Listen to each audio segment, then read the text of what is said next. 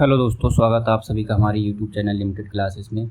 आप सभी लोग जानते हैं यूपी पुलिस के जो है एग्ज़ाम डेट आ चुकी है। यूपी पुलिस के लिए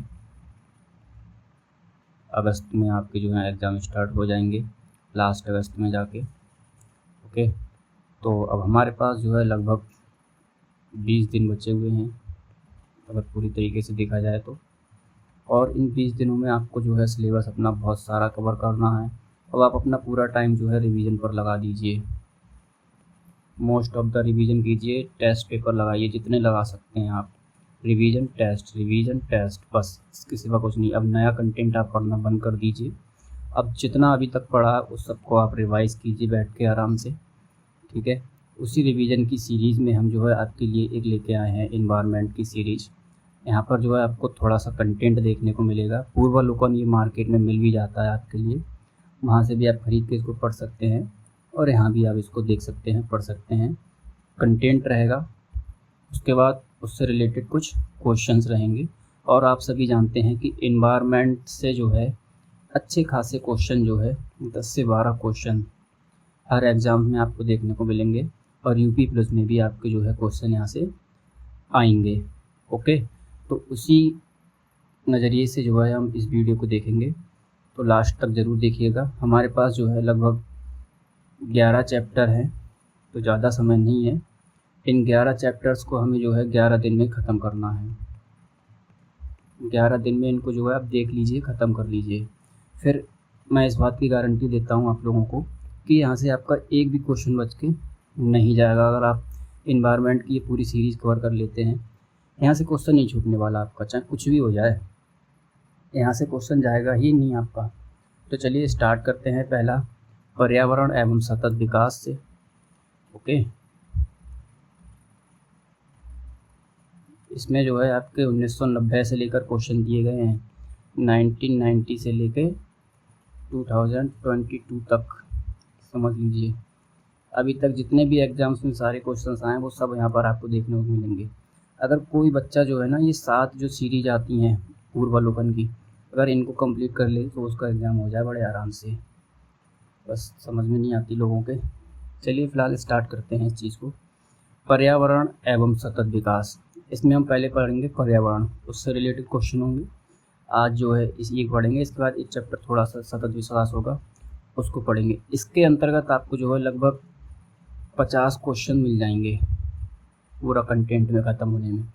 तो अभी तो ये छोटी सी वीडियो, फिर ऐसे करके जो 10-10, 5-5 मिनट की वीडियो डाल देंगे, जिससे कि आप इसको जल्दी से देख लें। चलिए स्टार्ट करते हैं बिना देर किए हुए। नोट्स, पृथ्वी पर पाए जाने वाले भूमि, जलवायु, पेड़ पौधे एवं जीव जंतुओं का समूह जो हमारे चारों ओर है, सामूहिक रूप से पर्यावरण कहलाता है। पर्यावरण किसे कहते हैं, उसकी परिभाषा आपको यहाँ पर बताई गई है। पर्यावरण के ये अजैविक एवं जैविक घटक आपस में अंतःक्रिया भी करते हैं। यह संपूर्ण प्रक्रिया एक तंत्र के रूप में संचालित होती है, जिसे हम पारिस्थितिकी तंत्र के रूप में परिभाषित करते हैं। ये पूछते हैं पर्यावरण की परिभाषा क्या होती है, इस तरीके से।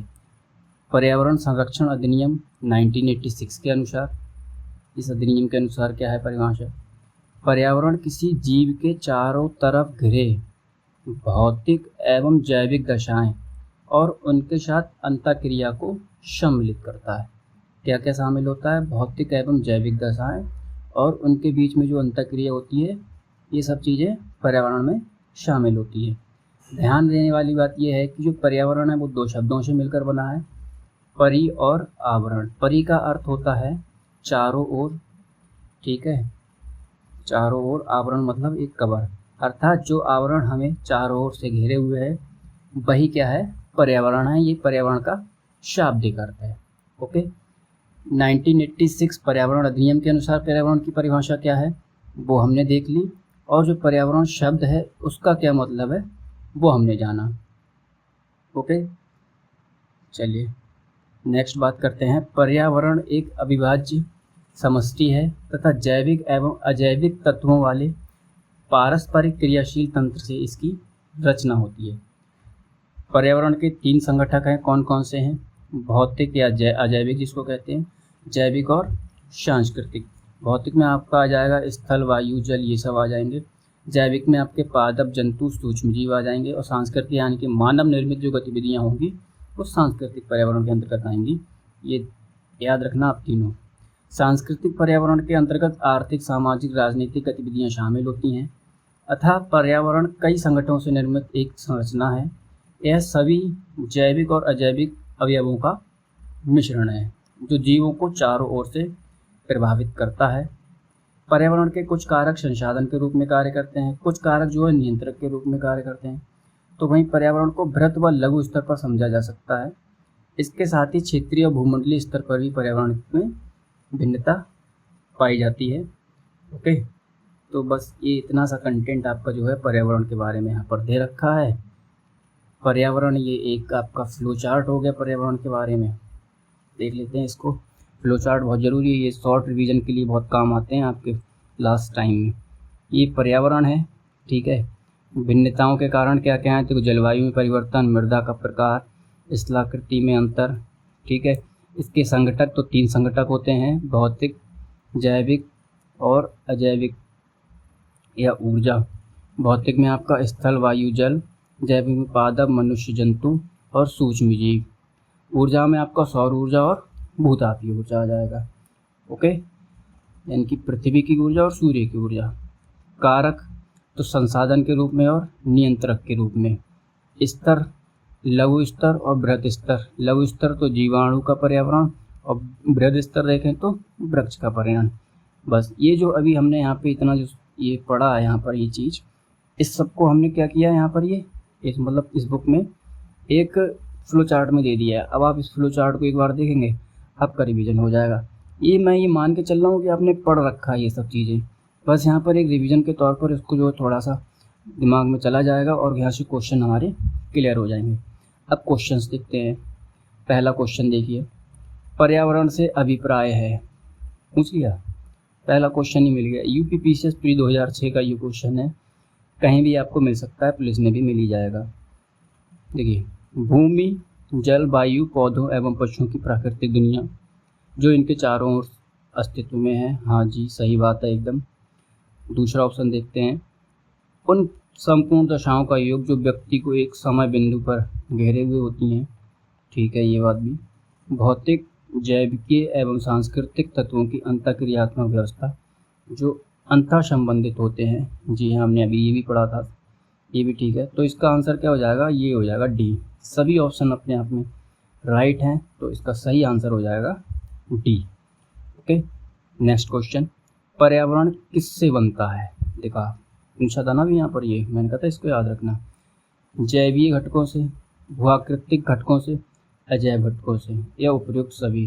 मेरे हिसाब से तो भाई तीनों सही हैं, तो इसका आंसर हो जाएगा डी, उपयुक्त सभी। ओके, सामान्यता देखिए यहाँ भी दे रखा दी। सामान्यता पर्यावरण को निम्न प्रकार से वर्गीकृत किया जा सकता है। निम्नलिखित में से कौन सा इस वर्गीकरण का अंश नहीं है। ये वर्ड याद रखना। देखिए, अंश है, कभी कभी हम जल्दी में क्या करते हैं, ये नहीं वर्ड याद नहीं रख पाते हैं, भूल जाते हैं, और उसकी वजह से हमारा क्वेश्चन गलत हो जाता है। भौतिक पर्यावरण, जैविकीय पर्यावरण, सांस्कृतिक पर्यावरण, तीनों पर्यावरण होते हैं। देख लीजिए यहाँ पर आपको दिखाते हैं। देखिए कहाँ गया, एक सेकेंड, ये है भौतिक पर्यावरण, जैविक पर्यावरण और सांस्कृतिक पर्यावरण, तीनों हैं। इन सब में आपको कहीं पर भी जो है परिचालन पर्यावरण देखने को मिल रहा है, नहीं मिल रहा है। तो इसका सही आंसर क्या हो जाएगा, ये। इसमें ये पूछा ना, पर्यावरण का वर्गीकरण का अंश नहीं है, तो परिचालन पर्यावरण नहीं है। ओके, ये हमारा एक छोटा सा था पर्यावरण के बारे में। अब नेक्स्ट इसी में है, इसी के अंदर चल रहे हैं ये टॉपिक के अंदर सब टॉपिक्स चल रहे हैं। धारणीय विकास या सतत विकास। धारणीय विकास या सतत विकास, परिभाषा क्या होती है। धारणीय विकास, विकास की भैधारणा जिसके तहत वर्तमान की आवश्यकताओं के साथ साथ भविष्य की आवश्यकताओं को भी ध्यान में रखा जाता है। कहने का मतलब ये है कि हमारी जो प्रकृति है और इस पे जितने भी संसाधन है, प्राकृतिक संसाधन हैं, उन सब का हमें ऐसा यूज करना चाहिए कि आज की हमारी ज़रूरत पूरी हो जाए और नेक्स्ट जो जनरेशन आएगी उसकी भी ज़रूरत पूरी हो जाए। समझ रहे हो। फॉर एग्जांपल हम इसको ऐसे समझ सकते हैं कि जैसे पानी है, ओके, अगर हम पानी को ज़्यादा खर्च करेंगे, ज़्यादा मिसयूज करेंगे तो हो सकता है पानी ख़त्म हो जाए। फॉर एग्जांपल या जंगल ले लेते हैं, पानी तो खैर ख़त्म होने वाला नहीं है, जंगल मान के चलते हैं। अभी आप जो है सड़कें बना रहे हैं जंगल काट काट के, ठीक है, पर्यावरण को नुकसान पहुंचा रहे हैं। एक टाइम वो आएगा कि जंगल बचेंगे नहीं, तो आपने अपना जीवन तो जी लिया और आने वाली जो पीढ़ी है वो कहाँ से ऑक्सीजन लेगी, समझ रहे हो। तो यही चीज़ जो है धारणीय विकास या सतत विकास हमें बताता है कि हमें ऐसा विकास करना चाहिए कि हमारी वर्तमान की आवश्यकताएं पूरी हो जाएं और भविष्य की आवश्यकताओं के लिए भी उपयुक्त संसाधन बच जाएं। बस एक मोटा सा कॉन्सेप्ट इसका यही है। ओके, अब इसमें देख लेते हैं थोड़ी सी टेक्निकल डेफिनेशन जो भी दे रखी है आपकी। धारणीय विकास प्राकृतिक संसाधनों के उपयोग के संदर्भ में अंतरपीढ़ीगत संवेदनशीलता का विषय है। धारणीय विकास का मुख्य उद्देश्य होता है पृथ्वी के प्राकृतिक संसाधनों को न्याय संगत उपयोग, संरक्षण तथा उचित प्रबंधन करना। आगे नहीं हुआ है, प्राकृतिक संसाधनों का न्याय संगत उपयोग करना है, उनका संरक्षण करना है, उनका प्रबंधन करना है। ध्यान देने वाली बात है कि इस शब्द की जो व्याख्या है ये इम्पोर्टेंट है, एक थोड़ा सा इसको यहाँ पे ध्यान दीजिए। 1987 में world commission on environment and development WCED ने अपनी एक रिपोर्ट पेश की थी जिसका नाम था आवर कॉमन फ्यूचर। ओके, कब दी थी? 1987 में, ध्यान रखना है। आवर कॉमन फ्यूचर जो रिपोर्ट है वो 1987 में world commission on environment and development ने पेश की थी। वर्ष 1992 में आयोजित पृथ्वी सम्मेलन कब आयोजित हुआ था? 1992 में। एजेंडा 21 जिसको हम कहते हैं रियो घोषणा में इसके प्रति पूर्ण समर्थन व्यक्त किया गया था। यानी कि जो अवर कॉमन फ्यूचर जो रिपोर्ट थी, ठीक है, उसके प्रति कब समर्थन दिया गया था? तो 1992 में पृथ्वी सम्मेलन में, एजेंडा 21। ओके, इसके साथ ही वर्ष 2002 में जोहान्सबर्ग में आयोजित सम्मेलन का मुख्य मुद्दा सतत विकास था। Next, world commission on environment and development द्वारा वर्ष 1987 में प्रकाशित रिपोर्ट अवर कॉमन फ्यूचर, जिसे ब्रेटलैंड रिपोर्ट के नाम से भी जाना जाता है। ब्रेटलैंड रिपोर्ट भी कहते हैं अवर कॉमन फ्यूचर रिपोर्ट को, क्योंकि इसे ब्रेटलैंड कमीशन के द्वारा पेश किया गया था। तो जाहिर सी बात है ब्रेटलैंड कमीशन 1987 के आसपास ही या पहले या थोड़ा सा बाद में बना होगा। ये इम्पोर्टेंट फैक्ट है, आपको यहाँ पे ध्यान देना है, अभी बताऊंगा, आगे इसकी ज़रूरत पड़ेगी हमें। अवर कॉमन फ्यूचर जो रिपोर्ट है उसके अनुसार सतत विकास से अभिप्राय ऐसे विकास से है, यानी कि जो रिपोर्ट है ना उसमें ये डेफिनेशन बता रहा है कि सतत विकास का मतलब ऐसा विकास जो भावी पीढ़ियों की ज़रूरतें पूरी करने की योग्यता को प्रभावित किए बिना वर्तमान समय की आवश्यकता पूरी कर ले। सबकी बात वही निकल के आ रही है। इसका तात्पर्य ये है कि मानव समाज का सतत भविष्य तभी सुनिश्चित हो सकता है, सतत मतलब लगातार, कंटिन्यूटी वाला भविष्य तभी सुनिश्चित हो सकता है जबकि आर्थिक गतिविधियों और मानव कल्याण के समर्थन हेतु आवश्यक जैव भौतिक और सामाजिक परिस्थितियां पीढ़ी दर पीढ़ी पोषित या संरक्षित की जा सके। मतलब सभी के लिए उपयुक्त संसाधन मिल सकें, तभी जो है, अभी तो आप विकास करके चले जाओगे, जब संसाधन खत्म हो जाएंगे फिर विकास कहाँ से करोगे? फिर तो विकास रुक गया ना आपका। बस यही बात है इसमें। सतत विकास के लिए जैविक विविधता का संरक्षण, प्रदूषण का निरोध एवं नियंत्रण तथा निर्धनता घटाना सभी आवश्यक है। यानी कि सस्टेनेबल डेवलपमेंट के लिए हमें क्या क्या करना पड़ेगा? तो जैव विविधता को भी संरक्षित करना है, प्रदूषण भी नहीं होना चाहिए, कम होना चाहिए, ठीक है, गरीबी भी हटानी है। ये सारे लक्ष्य जो है हमें हासिल करेंगे तभी हम जो है सतत विकास को हासिल कर सकते हैं। प्रकृति की अपनी सुंदरता है, अपनी सीमाएं हैं, अतः हमें चाहिए कि पहले हम प्रकृति को समझने का प्रयास करें, उसके बाद अपनी विकास नीतियों का निर्धारण करें। अतः आर्थिक विकास और पर्यावरण सुरक्षा के मध्य एक वांछित संतुलन बनाए रखना ही टिकाऊ विकास या सतत विकास है। टिकाऊ विकास या सतत विकास दोनों एक ही बात है। टिकाऊ विकास की जो अनिवार्य शर्त है वे सूचनाओं की उपलब्धता पर आधारित होती है। आवश्यक सूचनाएं कौन कौन सी हैं सतत विकास के लिए? तो पर्यावरण से संबंधित सूचनाएं क्या हैं? जैविक अधिवास से संबंधित सूचना, प्राकृतिक संसाधन से संबंधित, पर्यावरण के आधारभूत कारकों के संदर्भ में, वर्तमान पर्यावरण की स्थिति के संदर्भ में।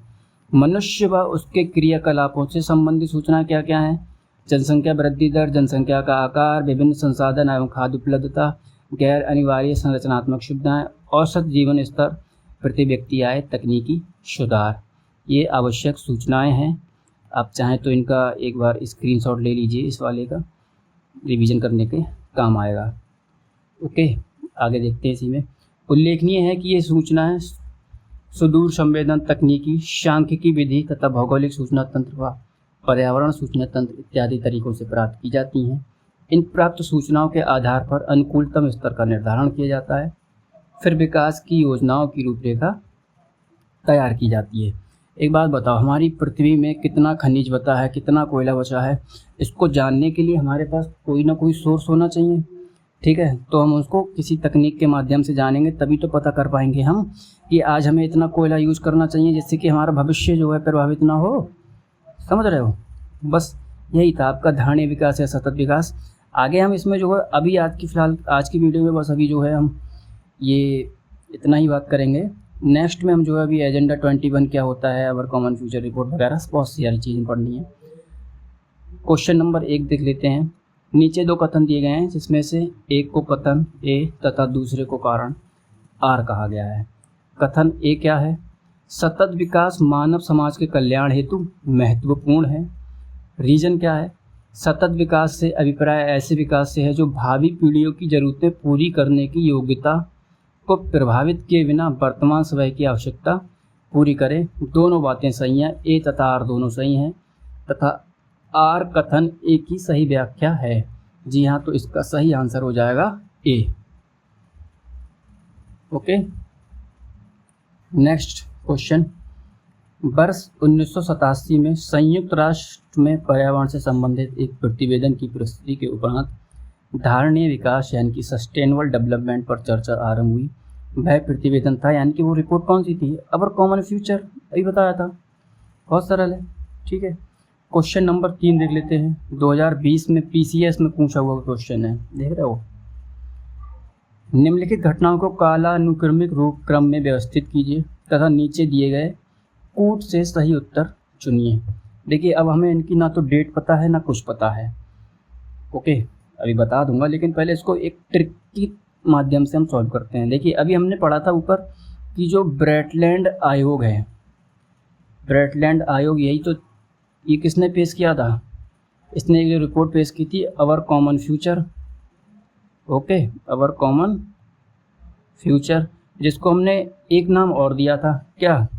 ब्रेटलैंड रिपोर्ट, ब्रंटलैंड रिपोर्ट। ठीक है, इसका ये नाम भी था। यानी कि उसके बाद हमने देखा था रियो पृथ्वी शिखर सम्मेलन।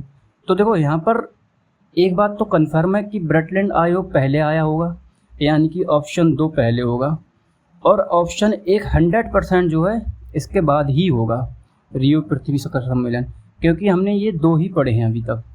ठीक है, 2, ये पहला और दूसरा, क्योंकि इन तीसरे का इनका तो किसी का जिक्र था ही नहीं। मॉन्ट्रियल प्रोटोकॉल या द लिमिट टू ग्रोथ, इसका जिक्र तो था ही नहीं। हमें अभी तक जो है ब्रेटलैंड आयोग की रिपोर्ट और रियो पृथ्वी शिखर सम्मेलन, इन दोनों के बारे में पढ़ा था। तो हमें यहाँ तो पता है कि दूसरा ऑप्शन आएगा, उसके बाद पहला ऑप्शन आएगा। तो देखो, जिसमें पहले ऑप्शन 2 दे रखा है, 2 के बाद में पहला दिया है, वो आप जो है रख लीजिए, बाकी हटा दीजिए। इसमें 2 के बाद पहला है नहीं है, तो इसको हटा दीजिए। इसमें 2 के बाद पहला है, जी हाँ है, तो ये हो सकता है। इसमें 2 के बाद पहला है, जी हाँ, ये भी हो सकता है। इसमें 2 के बाद पहला नहीं है, इसमें 1 के बाद 1 ही 2, ये 2 होगा। ठीक है, गलत है, इसी में गलत है। तो ये 2 ऑप्शन तो आप हटा ही दीजिए, ए और डी। अब हमारे पास कौन कौन से बच्चे? बी और सी। यानी कि अब हमारे पास क्वेश्चन सॉल्व जो अगर हमारा होगा तो 50-50 चांस हो गए। ठीक है, अब कोई भी लगा दो, 50-50 होगा मामला आपका। फ़िलहाल तो इसका आंसर जो है बी है। ओके, लेकिन आप ये ट्रिक आजमा सकते हैं। अगर आपने ऐसे जो है लगभग 10 क्वेश्चन किए तो 10 में से 5 तो ठीक हो ही जाएंगे, और हो सकता है 10 के 10 ठीक हो जाए, थोड़ा दिमाग और लगा लोगे तो। ओके, ये इनकी बाकी दे रखी है घटना है। The limit to growth report का प्रकाशन 1972 में हुआ था। हमें ये डेट नहीं पता थी। ओके, हमने बस जो अभी कॉन्सेप्ट ऊपर कॉन्सेप्ट समझा उसी के बेस पे इस क्वेश्चन को लगाया। तो हमने दो ऑप्शन जो अपने एलिमिनेट कर दिए, 2 ऑप्शन बचे थे, 50-50 पे मामला अपना लेके आ गए थे। फ़िलहाल तो आगे बढ़ते हैं। रियो पृथ्वी शिखर सम्मेलन जून 1992 में हुआ था। ठीक है। वेटलैंड आयोग रिपोर्ट का प्रकाशन अप्रैल 1987 में हुआ था। मॉन्ट्रियल प्रोटोकॉल का प्रवर्तन जनवरी 1989 में। तो देखो पहले ये हो जाएगा ना, यानी कि 4th नंबर हो गया आपका, ये तो लगा दिया मैंने यहाँ पर ये। ठीक है, चलिए नेक्स्ट बात करते हैं क्वेश्चन नंबर 4 के बारे में। धारणीय विकास किसके उपयोग के संदर्भ में अंतर पीढ़ीगत संवेदनशीलता का विषय है? प्राकृतिक संसाधन, चेक के बताया था। Okay, next question. सतत विकास के लिए आवश्यक है, क्या आवश्यक है? जैविक विविधता का संरक्षण, ये पढ़ा था, जी हाँ ये ज़रूरी है।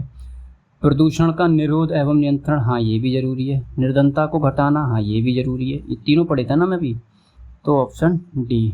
ओके, चलिए आज के लिए हम इसको वीडियो को यहीं पर रोकते हैं। आई होप आप लोगों को वीडियो अच्छी लगी होगी। नेक्स्ट वीडियो में हम जो है प्रकृति में कार्बन चक्र और जल चक्र इन सब की बात करेंगे। और मैं आपको ये विश्वास दिलाता हूँ कि आने वाले 10 से 12 दिन में मैं आपकी ये सारी सीरीज़ जो है ख़त्म कर दूँगा इन्वायरमेंट की। और इन्वायरमेंट से आपका एक भी क्वेश्चन छूट के कहीं नहीं जाने वाला। बस आप विश्वास बनाए रखिएगा और वीडियो को देखते रहिए, बस आपका काम हो जाएगा। आपको कहीं भटकने की ज़रूरत नहीं है। चलिए मिलते हैं नेक्स्ट लेक्चर में कार्बन चक्र और जल चक्र के साथ। अगर वीडियो अच्छी लगे तो लाइक, शेयर एंड सब्सक्राइब ज़रूर करिएगा। Okay, thank you.